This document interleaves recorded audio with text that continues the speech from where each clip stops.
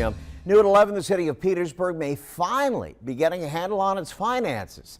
Early estimates show for the first time in years, the city could end the 2017 budget year with a surplus rather than a deficit, with the city expecting to see $3 million in unused funds. But don't be fooled, those millions won't mean extra money in the bank. On your side, investigator Brent Solomon joining us now to explain why. Well, Kurt, that's because it's too early to start saving when there are months of unpaid bills and years of deficits that have to be addressed. It's a step in the right direction. Petersburg Mayor Sam Parham relieved that for the first time in years, the city is expecting a $3 million surplus at the end of the fiscal year. Do you think council could have done that without the Robert Bob Group? No.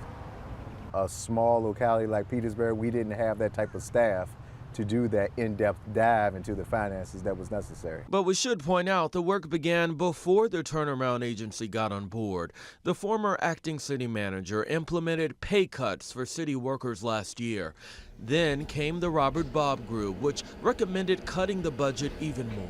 All new spending, we were holding it very, very tightly.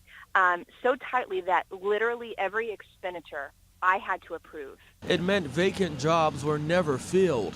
Now we're here with an expected surplus. I would call it historic. But the city probably won't be able to put that $3 million into a rainy day fund, and it probably won't be used for future projects either. The city currently does not have a fund balance. It's in a negative position.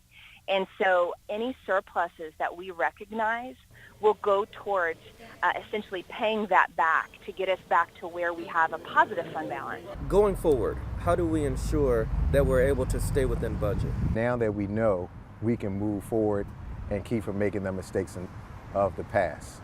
And I think this is the first council to ever take this deep of a dive. We've had more budget work sessions, I think, ever. Well, today the city held interviews for an internal auditor.